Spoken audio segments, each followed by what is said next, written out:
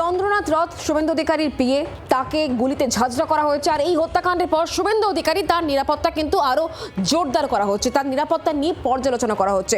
শুভেন্দু অধিকারী নিরাপত্তা নিয়ে বিশেষ ভাবনা চিন্তা করা হচ্ছে। বর্তমানে জেড ক্যাটাগরি সিকিউরিটি পান শুভেন্দু অধিকারী, তবে তার নিরাপত্তা আরো করা হতে পারে বলেই এখনো পর্যন্ত খবর পাওয়া যাচ্ছে। কারণ চন্দ্রনাথ রথ তাকে কিভাবে গুলিতে ঝাঁঝরা করা হয়েছে সেই ছবি আপনারা দেখেছেন। গোটা ঘটনার তদন্ত ইতিমধ্যে শুরু হয়েছে। তবে শুভেন্দু অধিকারী নিরাপত্তা নিয়ে এই মুহূর্তে পর্যালোচনা চলছে, তার নিরাপত্তা নিয়ে বিশেষ ভাবনা চিন্তা চলছে। তিনি বর্তমানে জেড ক্যাটাগরি সিকিউরিটি পান, তবে তার নিরাপত্তা আরো বাড়ানো হচ্ছে বলেই আমরা খবর পাচ্ছি। এই বিষয় নিয়ে আমাদেরকে আরো জানাবেন আমাদের সঙ্গে রয়েছেন শ্রেয়সী গঙ্গোপাধ্যায়, আমাদের প্রতিনিধি। শ্রেয়সী, কি খবর পাচ্ছ? শুভেন্দু অধিকারী নিরাপত্তা কি আরো বাড়ানো হতে পারে জেড প্লাস ক্যাটাগরি?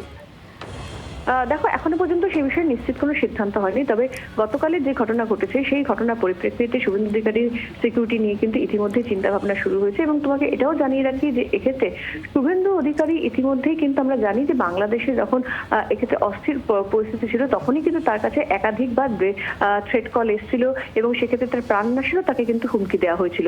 এবং গতকালের যে ঘটনা, যেখানে শুভেন্দু অধিকারী ব্যক্তিগত সচিব হিসেবে চন্দ্রনাথ কাজ করতেন, তার উপরে যেভাবে তাকে গুলি করে ঝাঁঝরা করে দেওয়া হলো, তার পরিপ্রেক্ষিতে কিন্তু এই মুহূর্তে প্রশাসনের তরফে কিন্তু নতুন করে চিন্তা ভাবনা করা হচ্ছে। এবং সেই চিন্তা ভাবনার নিশ্চিত বলা যেতে পারে যে নিরিখে সেক্ষেত্রে শুভেন্দু অধিকারী তিনি এই মুহূর্তে জেড ক্যাটাগরিতে রয়েছেন এবং তার সিকিউরিটি রিভিউ করে সেটা নিশ্চিতভাবে বলা যেতে পারে বাড়ানোর একটা পরিকল্পনা চলছে।